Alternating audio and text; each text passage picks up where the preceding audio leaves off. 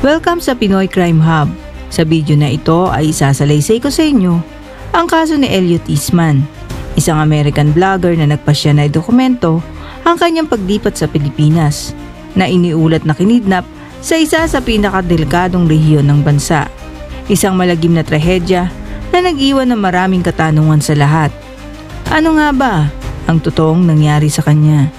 Maraming dayuhan ang nahuhumaling na tumira sa Pilipinas, isang bansang kilala sa kahangahangang likas na yaman, magagandang tanawin at malaparaisong mga isla. Ngunit higit pa riyan, ang tunay na humihikayat sa kanila ay ang kabaitan at mainit na pagtanggap ng mga Pilipino. Dagdag pa dito, ang abot kayang pamumuhay, kaya maraming banyaga ang nakikita ang Pilipinas bilang perpektong lugar para magsimula ng bagong yugto ng kanilang buhay. Si Elliot Eastman ay isang 26 na taong gulang na Amerikano mula sa Hinesburg, Vermont. Nagtapos siya sa Champlain Valley Union High School noong 2016 kung saan inalala siya ng kanyang mga kaklase bilang isang tahimik at may pagkamahiyain. Pagkatapos mag-aral sa Ithaca College sa estado ng New York, bumalik si Elliot sa kanyang bayan at nagtrabaho bilang driver para sa DoorDash at Uber. Namuhay si Elliot sa isang simpleng buhay na masasabi ng marami na tunay na Vermont style. Mahilig siya sa fotografiya, nag-i-skiing tuwing taglamig at idinodokumento ang kanyang mga karanasan sa social media. Ang kanyang mga car video ay may mga profesional na ilaw na nagpapahiwatig ng lumalalim niyang interes sa paggawa ng content. Ngunit sa likod ng tila perpektong pamumuhay na ito ay may hinahanap si Elliot na isang bagay na higit pa sa kanyang nakasanayan. Ayon sa kanya, pwede mo lang bisitahin ang parehong lawa ng ilang beses bago ito maging nakakabagot.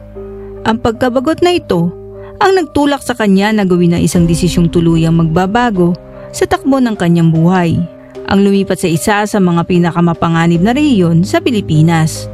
Noong taon 2023, sa unang pagkakataon ay nagtungo siya sa Pilipinas, isang paglalakbay na magbabago sa takbo ng kanyang buhay.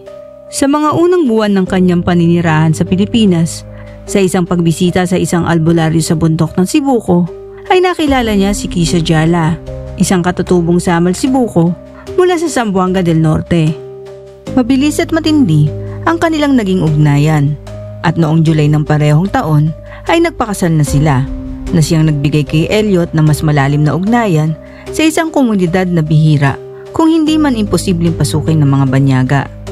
Matapos ang kanilang kasal ay bumalik si Elliot ng sandali sa Estados Unidos upang magtrabaho.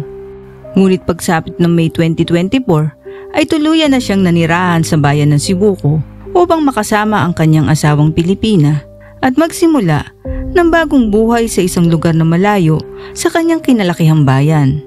Doon ay nagtayo siya ng isang maliit na sari-sari store sa loob ng kanilang tahanan.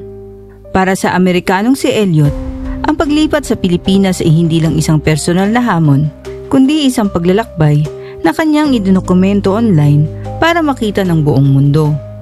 Ipinakita niya ang kanyang simpleng pamumuhay sa pamamagitan ng mga livestream sa YouTube at Facebook, kung saan makikita siya at ang kanyang asawa na si Kisha habang namumuhay sa tabi ng dagat.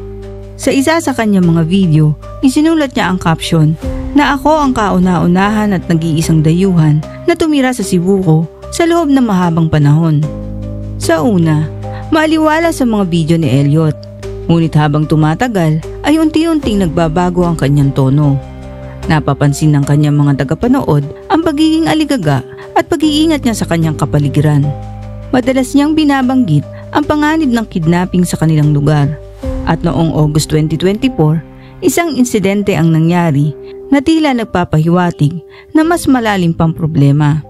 Ayon sa kanya, nanakawan ang kanilang tindahan at nawawala ang humigit kumulang na 300 piso. Bagamat maliit lang ang halagang ito para sa ilan, malaki na ito para sa lugar na iyon. Sa kanyang salaysay, hindi niya alam kung sino ang kumuha ng pera, pero baka taga doon lang din dahil iniwan nila sa tindahan ng pera at siguro ay may umakyat o dumaan sa pinto. Makalipas ang ilang araw, binunyag niya na may tensyon sa pamilya ni Kisha. Ayon sa kanya, ang kapatid ng kanyang asawa ay tinanggal ang isang piraso ng plywood sa pader ng kanilang bahay na naging daan upang makapasok ang magnanakaw sa kanilang tindahan. Unti-unti ay lumalabas ang tunay na nararamdaman ni Elliot na hindi na siya ligtas sa lugar na iyon. Sa kanyang mga livestream, isiniwalat niya ang kanyang mga karanasan sa kanyang bahay na tinitirahan. Ang banyo daw nito ay sobrang baho at tumutulo ang mga bubong sa bahay. Ayon sa kanya, ay nabasa ang lahat ng gamit niya pati ang kanyang mga paninda at kasamang nabasa ang inverter niya na worth $100 kaya nasira din ito. Ayon pa sa kanya, ay grabe ang laki ng mga alon at baka abutin ang kanilang bahay. At isa sa mga livestream noong September, mararamdaman mo na kakaiba na ang tono ng boses ni Elliot. Mababakas na ang pag-aalinlangan at pangamba sa kanyang paraan ng pagsasalita. Inamin niya na hindi na siya ganong komportable sa lugar na kanyang tinitirahan. Pakiramdam niya ay matagal na siyang nagtigil sa lugar na iyon.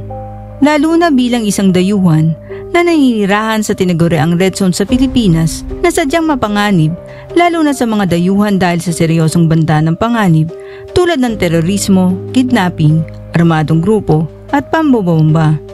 Ayon pa sa kanya, ay pakiramdam niya ay may taong gustong gumawa sa kanya ng hindi maganda at napapaisip siya na kung sakaling may dumating na magnanakaw o kidnapper, tutulungan ba siya ng mga kapitbahay o manonood lang sila. Nararamdaman niyang hindi na siya welcome sa komunidad na para bang siya'y dayuhang nananatiling dayuhan sa paningin ng mga tao sa paligid niya. Noong October 17, 2024, sa kanyang pinakahuling livestream ay kapansin-pansin ang katahimikan ni Elliot. Mahigit 5 minuto siyang walang imik na tila may iniisip o may kinakatakutan. Isang manonood mula sa Australia ang nagtanong sa kanya, "Aniya, kamusta ka sa Pilipinas?" Ang sagot ni Elliot na may halong pag-aalinlangan ay may mga bagay siyang gusto pero marami rin siyang hindi gusto. Nagsasawa na raw siya sa paulit-ulit na muka at paulit-ulit na problema. Makalipas ang halos 20 minuto ay nag-log off na si Elliot. At sa gabing iyon, ayon sa ulat ng Philippine National Police sa New York Times, naganap ang isa sa nakakakilabot na insidente. Ayon sa kanyang biyanan, may 4 na lalaking nakasuot ng itim ang pumasok sa bahay ni Elliot at pilit daw siyang pinagbihis sa harap ng mga ito. Pinaniniwala ang nagkunwaring mga pulis ang mga lalaki.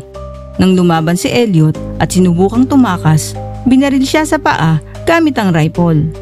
Hinila siya ng mga lalaki papunta sa isang bangka at mula noon hindi na siya nakita pang muli. Sa gitna ng investigasyon ay lumutang ang isang testigo na isang kamag-anak ng isa sa mga suspect. Ayon sa kanya, nang makarating daw sa bangka ay napagtanto ng mga dumukot na wala ng buhay si Elliot. Kaya't itinapon daw ang kanyang bangkay sa dagat, ngunit hanggang ngayon ay wala pa ring natatagpo ang bangkay. Ayon sa pulisya, mahirap patunayan kung totoo ang sinasabi ng saksi. May pag-asa pa noon na baka buhay pa si Elliot at posibleng hawak bilang bihag para sa ransom. Maging ang FBI ay nagsimulang magsiyasat. Dala na rin ng pagiging Amerikanong mamamayan ng biktima. Ilang linggo matapos ang insidente ay nagkaroon ng engkwentro ang mga pulis laban sa pinaniniwalaang sospek sa kidnapping. 3 sospek ay napatay at isang lalaki ang naaresto. Ayon sa ulat, inamin ng lalaking ito na totoo ang sinasabi ng naunang saksi na itinapon nga ang katawan ni Elliot sa dagat. Ito rin ang punto kung saan naniniwala ang PNP maging ang mga taga-usig na malamang ay patay na nga si Elliot. Ayon sa ulat ng Daily Mail, isa sa mga posibleng motibo ng pagdukot ay ang paniniwala ng mga sospek na si Elliot ay isang mayamang Amerikano. Posible rin daw na may galit ang ilan sa mga lokal na Muslim dahil sa pag-aasawa ni Elliot sa isang babaeng Muslim. Sinabi ng mga otoridad na ang salaysay ng suspect ay naisumite na sa prosecution. Pinaniniwalaan nila na si Elliot ay namatay na at malamang ay hindi na siya mababalik pa sa kanyang pamilya. Ang tanong ng karamihan, makatarungan ba ang ideklarang patay si Elliot kung wala pa ring bangkay? Ayon kay Tom Smith, na isang retired NYPD detective, hindi ito madalas ginagawa ng mga pulis. Ngunit dahil sa dami ng ebidensyang nakalap at mga pahayag ng testigo, salaysay ng suspect at mga huling kilos ni Elliot ay lumalabas na ito ay isang lohikal na konklusyon. Kahit wala pang katawan, responsibilidad ng mga otoridad na sabihin ang posibilidad ng kanyang kamatayan lalo na sa kanyang pamilya. At hanggang ngayon, wala pa ring bangkay at walang konkretong ebidensya. Ngunit ang mga otoridad ay nananatiling bukas sa posibilidad. Sa huli, nananatili itong isang malungkot at nakakabahalang paalala na sa isang saglit ang buhay ay maaaring maglaho. At ang social media na akala natin simpleng paraan para ikwento ang ating buhay ay maaari rin palang maging bintana para sa kapahamakan. Maraming salamat sa panonood ng kaso ni Elliot Eastman. Kung nagustuhan nyo ang video na ito, huwag kalimutang i-like, mag-subscribe at i-click ang notification bell. Hanggang sa muli, ingat po tayong lahat.